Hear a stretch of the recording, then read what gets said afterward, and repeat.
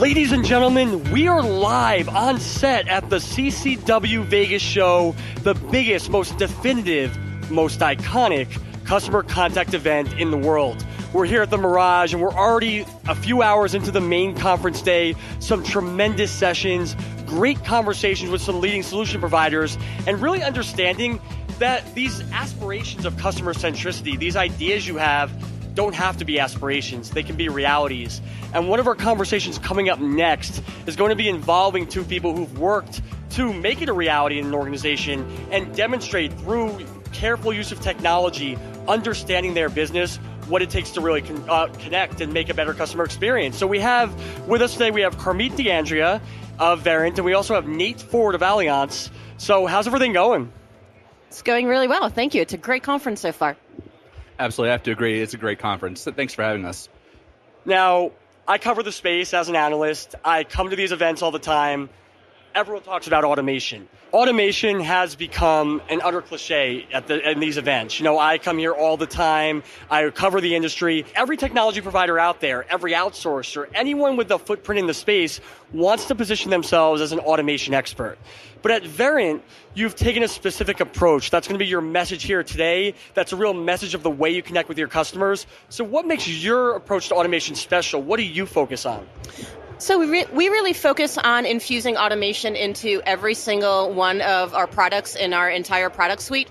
And we also really focus on integrating all of those products so that they really work together to automate functions that were previously completely conducted by humans. And one of the technologies that I own from a product strategy perspective is speech analytics. And it's a great example of automation in action.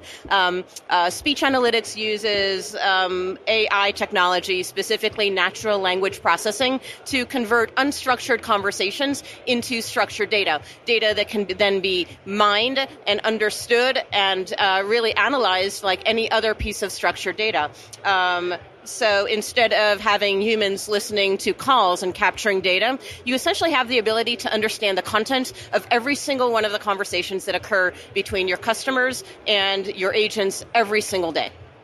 And that feels so utterly essential with all the themes that we're talking about. When we're talking about the need to simultaneously make interactions easier, but also more personalized, and not have those same issues recurring time and time again, this seems like the absolute key to making that happen. Absolutely. So we really believe in understanding all aspects that impact the customer experience. So we talk about opportunities with people, opportunities with process, and opportunities with technology. So when we're talking about people, we can use speech analytics to understand, are there training gaps that we really need to address across the board? Are there technologies that are simply not working? Have we launched a self-serve mechanism that customers are having a hard time with, and therefore calling the contact center? Speech analytics can tell you all about all of those instances and the ways that process and technology and people are either creating a better experience or creating a barrier.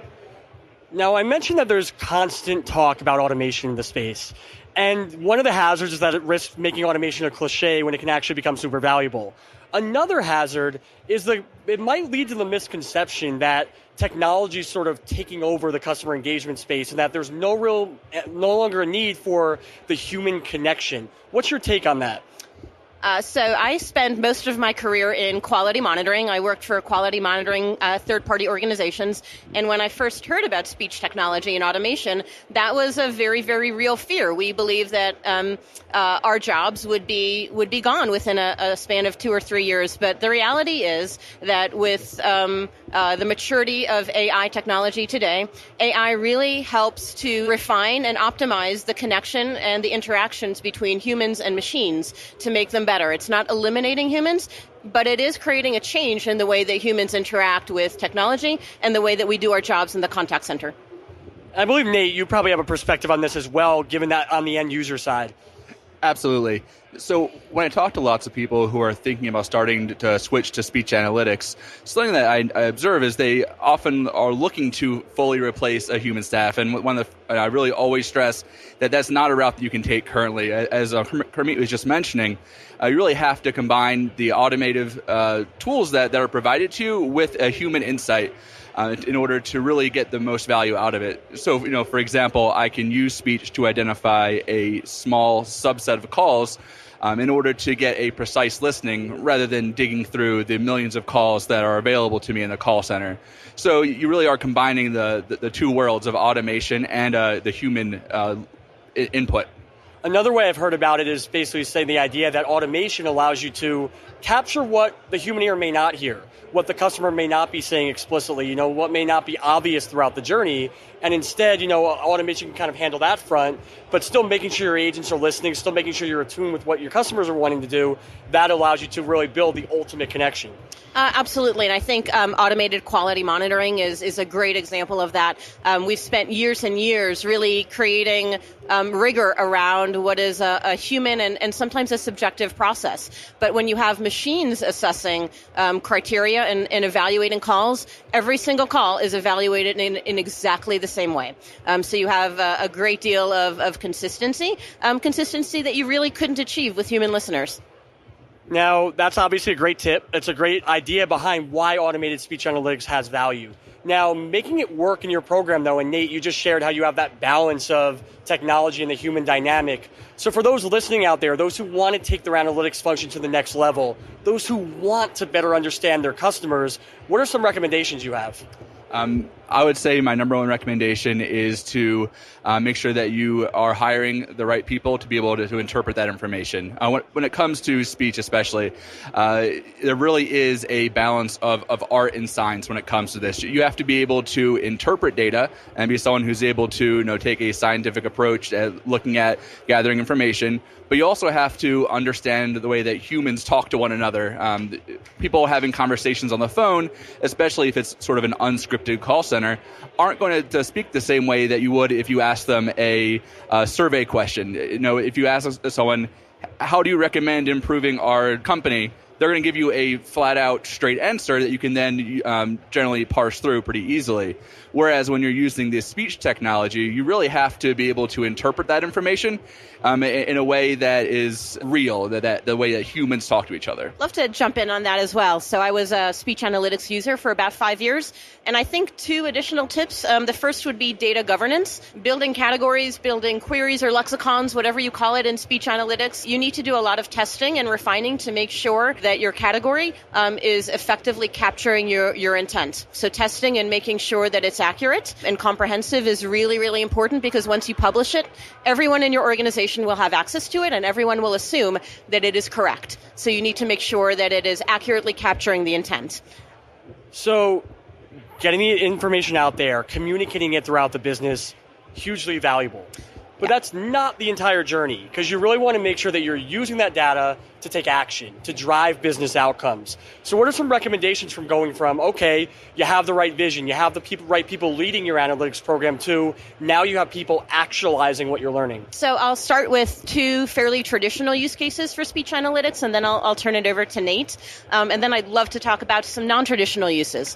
So typically where speech analytics programs start are within the contact center, and a lot of our users are operationally focused. They want to do more with less. So using speech analytics to understand and shorten average handle time, and to understand the drivers of failures of first call resolution. That's a very traditional use. Another traditional use is compliance. Speech analytics is very, very good at discerning when a series of words are stated or not stated. So compliance is a very traditional use case. It's very easy to understand what is the compliance risk to the organization and monetize that pretty quickly. And to go into your question, something that I really recommend when it comes to getting the actual results being effective, you really have to get buy-in from the various different parts of the organization. So what I recommend is, setting up meetings with different areas and really demonstrating, pulling up speech and really showing them how it works. It really is such a new technology that has such a really big wow factor. When you meet with the various organizations, they can show them, look, these are some of the really powerful things you can do with this tool, instead of just sending a report over. I really feel it's important to really get the technology in front of people. Yeah, I think you're absolutely right. I think a lot of it comes down to organizational stakeholders not knowing the power of this data, as opposed to knowing it exists and not caring about it. I think once they really understand it, it sounds like it becomes much easier to sort of drive action, to take necessary steps. Now, Carmit, you did promise us a non-traditional case, so I'm going to hold you to that one. Absolutely. So we have some leading organizations at Verint that are really being very creative about the way that they use speech analytics. They're taking the data out of speech analytics and combining it with other data sources, including like Net Promoter Score or customer satisfaction surveys, and then they're building predictive models to understand what are the underlying root causes of either a positive customer experience or a negative customer experience.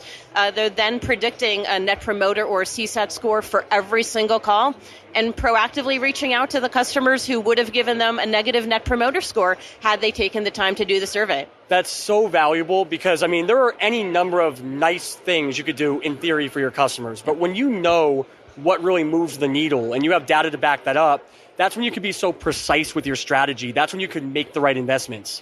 Yeah, and customers really appreciate that. I think you read all the time that customers really want to do business with organizations that they feel understand their needs and know them. And when you reach out to them and say, I know you had a call yesterday and it didn't end exactly the way you wanted it to, let's talk through that. I know that there's some technical difficulties that you're going through. Let's solve that for you today. They really, really appreciate that you, as a customer or a company, proactively reached out to them to help them. Now, you mentioned that these are some of your leading cases that are really taking this additional step and going beyond the obvious with speech analytics. But the average customer you work with, the average client that kind of gets on board with the program, where do they start within their journey? Where do you kind of find that first venture into the speech analytics world begins? Again, that first venture typically starts with a compliance use case. I want to understand my contact center risk across every single call, not just the 1 or 2% that I can listen through human listeners, or I want to do more with less. I want to minimize my cost to serve. I want to minimize my operational costs and reduce repeat calls or reduce handle time. Now, Nate, what challenges, might people expect as they embark on that journey? Because obviously it sounds like the end goal is great, the results are great, but it's not going to be just an overnight sensation. There's going to be some hurdles, there's going to be things you need to be mindful of. What are some recommendations you have? My number one recommendation to people starting out with speech is to really give it some time to really get your feet under you when it comes to using the system. It does take a little bit of time, especially if you aren't hiring someone to come in and who's used speech in the past, to really understand the technology, how it works, how your customers talk. And so it really takes a little bit of time to become truly agile with it. Now, I can say that during training, at least with Verint, they do a great job bringing in someone who can help you set up your first case while they're there. That really sort of give you a feel for a more powerful, interactive type of category building or project while there's someone there to help you with it. But I can say that it really takes a little bit of time to truly master it yourself. Now, Nate, one of the first things you said was that it was impressive when people saw the power of what the data looked like. But impressive only goes so far. At the end of the day, you need to, I think, demonstrate real ROI in the eyes of your stakeholders, not just in the eyes of the contact center people. And so from your perspective, what maybe moves the needle? And then obviously, Carmit, working across so many organizations, you may have an opinion as well. Sure. So one thing I can say about my organization is that I've been lucky enough where we have a really strong customer-centric focus right now. So there has not been a very strong pressure on me to provide specific ROI. I've been working really hard to demonstrate how different things we've done have improved NPS scores, for example, and overall improved the customer experience without necessarily needing to do a hard ROI analysis. But I know that Carmit definitely has some great examples of how that can be done. So I guess the first thing I would say is that in the contact center, we typically experience the downwind effects of every other part of the organization. So a lot of times, in order to deliver an ROI, we actually need to partner with a different part of the organization in order to take action on our findings. So I think a partnership approach to doing all of these projects is very important. And I think being a good data storyteller has been really important, at least in my career. You need to be able to interpret the data and tell a story that really connects with your audience in order to sort of get the right to enforce action and to make change. And again, all of that is you start at a very low level of maturity, and as you educate your organization about what speech analytics is and what it isn't, and as they see a return on investment on other projects that you've done, certainly the interest and the engagement in speech analytics grows across the organization. Now, Carmit, I think right off the bat, someone looks at what you can do now, and they're going to be impressed. They're going to be impressed with the impact of speech analytics. They're going to see the value. But that level of excitement, that wow factor, is not going to last forever. There's going to be a need to evolve and identify new things down the road. So where do you see speech analytics going moving forward? I think we're going to see more and more automation playing into speech analytics. So one of our fastest growing products right now, or variants of speech analytics, is real-time speech analytics. So we're able to, in real time, advise agents on a call that is not necessarily going in the right direction. In real time, we can pop a knowledge base article to help the agent better handle the call. We can integrate desktop process automation and understand if the agent is doing the right diagnostic steps or the wrong diagnostic steps, and really help them deliver a better experience right now, not in the next call, but right now. So the trend sounds like it's basically you go from point A problem to point B solution, continually minimizing that distance. Absolutely. Now, you're here at CCW. There's a lot of organizations here.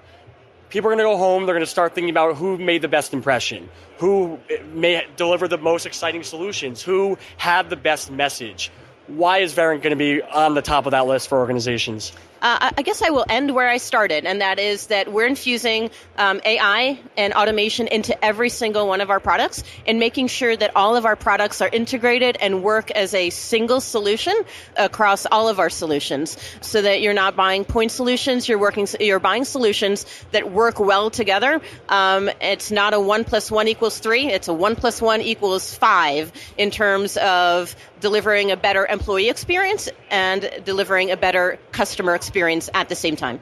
And obviously, Nate, you have the opportunity to spend some time with the Verint team. You also have the opportunity to kind of connect with other people on site at CCW as well. What are you looking to get out of this event?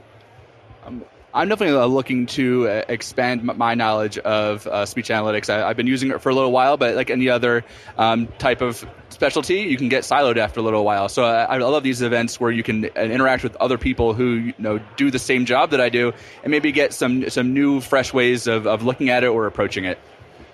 That's really the goal. That's why we bring everyone here together. We give them, meaningful ideas and, more importantly, actionable solutions. Verint's certainly one of the organizations that provides that. And obviously organizations like yours coming in, sharing that knowledge, sharing those experiences, the successes, the failures, that goes a long way as well. I want to thank both of you for sharing your insights today, your real-world experiences. This isn't about theory.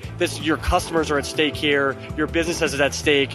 And I think the way you're approaching it is going to make sure you end in the positive, that things are successful. So thank you so much. On behalf of CCW Digital, this has been Brian Cantor.